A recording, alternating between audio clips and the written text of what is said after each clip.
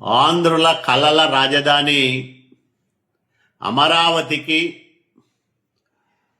లోక్సభ ఆమోద ముద్ర వేయడం చాలా సంతోషించదగ్గ విషయం. ఎందుకంటే అమరావతికి పూర్తి స్థాయి చట్టబద్ధత వస్తే భవిష్యత్తు మరింత ఉజ్వలంగా ఉండే అవకాశం ఉంటుంది.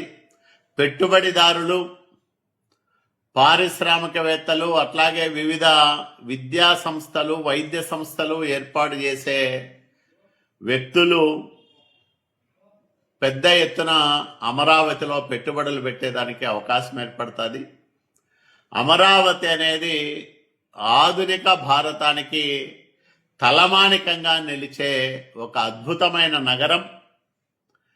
అమరావతి నిర్మాణం మా నాయకుడు చంద్రబాబు నాయుడు గారి చేతుల మీదుగా జరుగుతుండడం మాకందరికీ ఎంతో గర్వకారణం. విశ్వవ్యాప్తంగా ఉన్న ప్రతి తెలుగువాడు గర్వపడే క్షణం ఇది. ఇంతటి ఆనందకర సమయంలో కూడా ఈ రాష్ట్రంలో రాజకీయాలు సాగిస్తున్న ఒక విష పార్టీ వైసీపీ లోక్సభలో ఆ పార్టీ సభ్యుల చేత వాకౌట్ చేయించడం అనేది అత్యంత దుర్మార్గం, దురదృష్టకరం. జగన్మోహన్ రెడ్డి చేసిన చారిత్రాత్మక తప్పిదంగా ఈరోజు వైసీపీ ఎంపీల వాకౌట్ని మనం చూడొచ్చు. ఒకవైపు అమరావతికి మేము వ్యతిరేకం కాదంటూనే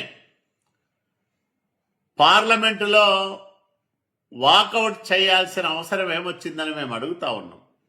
అంటే ఇట్లాంటి రెండు నాల్కల ధోరణి, కడుపులో ఒకటి పెట్టుకొని బయటికి ఇంకోటి మాట్లాడడం అనేది రాజకీయాల్లో ఎంతో కాలం కొనసాగదు.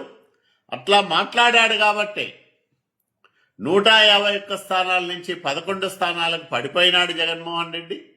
ఇంకా అతనిలో ప్రాయశ్చిత్తం కానీ అమరావతి పైన పగ కానీ కనిపించకపోవడం అతని విపరీతమైన మానసిక స్థితిని, దుస్థితిని చాటుతా ఉంది. మేము కూటమి సభ్యులుగా ఈరోజు చాలా గర్వపడతా ఉన్నాం. 2014-19 మధ్యకాలంలో తెలుగుదేశం పాలనా కాలంలో చంద్రబాబు నాయుడు గారి ఆధ్వర్యంలో ప్రధాని నరేంద్ర మోడీ గారి చేతుల మీదుగా ప్రారంభమైన అమరావతి నగర నిర్మాణం 19 వరకు శరవేగంగా సాగింది.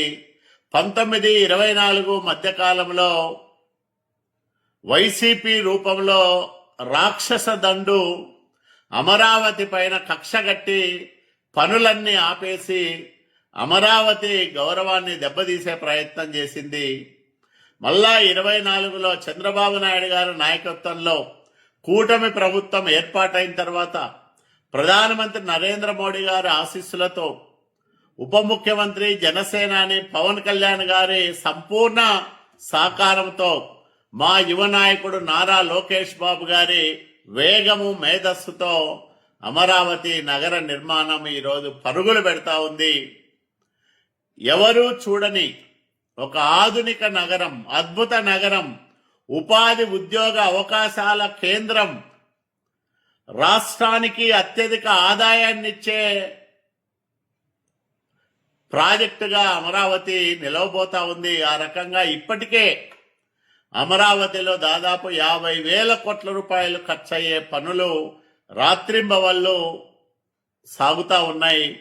ఇలాంటి శుభ సమయంలో పార్లమెంటు ఆమోద ముద్ర ఏదైతే ఆంధ్రప్రదేశ్ విభజన చట్టం 2014ను సవరిస్తూ అమరావతి రాజధానికి చట్టబద్ధత కల్పిస్తూ సిఆర్డిఏ పరిధిని రాజధాని నగర ప్రాంతంగా పేర్కొంటూ చేసిన ఈ సవరణ వల్ల, పార్లమెంటు ఆమోదించిన ఈ చట్ట సవరణ వల్ల అమరావతి రాజధానికి ఒక రక్షణ గోడ లభించినట్లయితే భవిష్యత్తులో ఎవరు కూడా అమరావతి జోలికి వెళ్లకుండా రాజధాని విషయంలో మరో మాట మాట్లాడకుండా అమరావతి ఆంధ్రుల ఏకైక రాజధాని, అమరావతి నగరం ఆంధ్రులకు తలమానికం, గౌరవాన్ని పెంచే రాజధానిగా